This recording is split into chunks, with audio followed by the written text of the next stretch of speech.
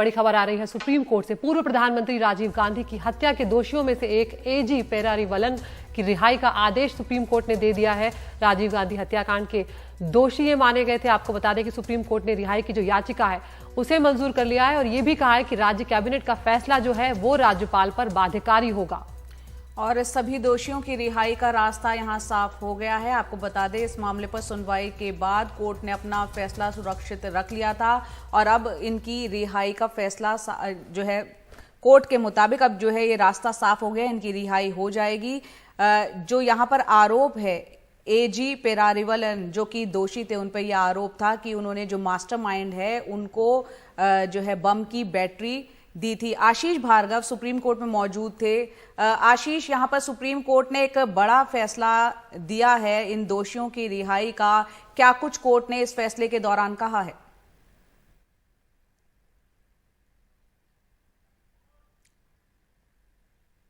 नहीं, क्योंकि यहाँ मामला ये था कि 2018 में कैबिनेट जो तमिलनाडु की थी उसने रिहा करने का फैसला लिया था और मंजूर कर ली थी दया याचिका जो फाइल की थी एजी पेरारीवलन ने। उसके बाद राज्यपाल को ये फाइल भेजी गई, लेकिन राज्यपाल ने इसे लंबित रखा और इसके बाद राष्ट्रपति के पास इस फाइल को भेज दिया। उसके बाद से इस पर कोई फैसला नहीं हुआ। सुप्रीम कोर्ट बार बार ये सवाल उठा रहा था कि जब राज्य सरकार ने, कैबिनेट ने फैसला दे दिया है तो फिर अनुच्छेद 161 के तहत राज्यपाल उसको आगे राष्ट्रपति के पास नहीं भेज सकता, बल्कि वो बाध्यकारी है, वो फैसला देना चाहिए था। लेकिन यहाँ केंद्र सरकार कह रही थी कि आईपीसी 302 यानी ये हत्या का केस है और इसमें राष्ट्रपति के पास ये शक्ति है कि वो किसी को रिहा करे या ना करे।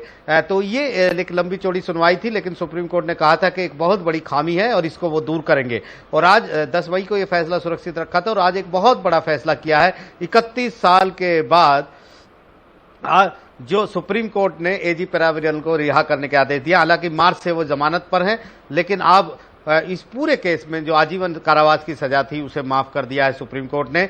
आर्टिकल 142 के तहत अपने विशेषाधिकार, विशेष जो अधिकार संविधान ने दिए हैं उसका इस्तेमाल किया है और रिहा करने के आदेश दिए हैं। बहुत बड़ा मामला ये राजीव गांधी के हत्या का मामला था, जिसमें अभी कुल मिलाकर 7 लोग थे, 6 लोग अभी भी इस केस में हैं, जिसमें से 4 लोग जेल में हैं। तो कुल मिलाकर अब उनकी रिहाई का रास्ता भी खुल गया है। अगर वो भी इसी तरह अप्रोच करेंगे तो उनको भी जमानत मिल सकती है। तो एक बड़ी राहत और बड़ा कदम सुप्रीम कोर्ट ने यहाँ पर उठाया है और कहा है कि जो राज्यपाल की जो शक्तियां हैं रिहाई करने की, सजा माफ करने की, वो भी जुडिशियल रिव्यू यानी न्यायिक समीक्षा के दायरे में आती हैं और सुप्रीम कोर्ट उसकी न्यायिक समीक्षा कर सकता है। तो एक बड़ा ऐतिहासिक कदम सुप्रीम कोर्ट ने यहाँ पर उठाया है। जी बिल्कुल आशीष, आप बने रहिए। तो ये फैसला जब पेरारीवलन के पक्ष में आया है उसके बाद लनिली श्रीहरन मुरुगन समेत जो 6 दूसरे दोषी हैं उनकी रिहाई का रास्ता भी यहाँ पर साफ हो जाता है। यहाँ पर आशीष 19 साल की उम्र थी जब पेरारीवलन की गिरफ्तारी हुई थी और उसके बाद भी उन्होंने जो पढ़ाई है अपनी वो जेल में जारी रखी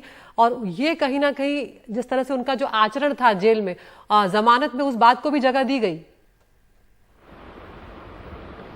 जी बिल्कुल, देखिए बहुत सारे रीजन होते हैं। मिटिगेशन फैक्टर जो कानून की भाषा में कहते हैं, यानी सजा कम करने की परिस्थितियां, उसमें बहुत सारी चीजें होती हैं। उसमें पृष्ठभूमि देखी जाती है, इतिहास देखा जाता है कि पहले कोई क्राइम का इतिहास है कि नहीं, जेल का आचरण देखा जाता है। इसके अलावा उसके सामाजिक और आर्थिक परिवेश को भी देखा जाता है कि परिवार में कौन कौन लोग हैं, उनकी सामाजिक स्थिति क्या है, आर्थिक स्थिति क्या है। ये तमाम मिटिगेशन फैक्टर होते हैं जो इस मुद्दे पर काम करते हैं। लेकिन किसी शख्स की सवाल यह है कि हमने पहले भी देखा था कि किस तरीके से बहुत सारे जो फांसी की सजाए मौत पाए हुए लोग थे, उनकी सजा को कम्यूट सुप्रीम कोर्ट ने सिर्फ इस ग्राउंड पर कर दिया था क्योंकि राष्ट्रपति के पास कई सालों तक उनकी दया याचिका लंबित रही।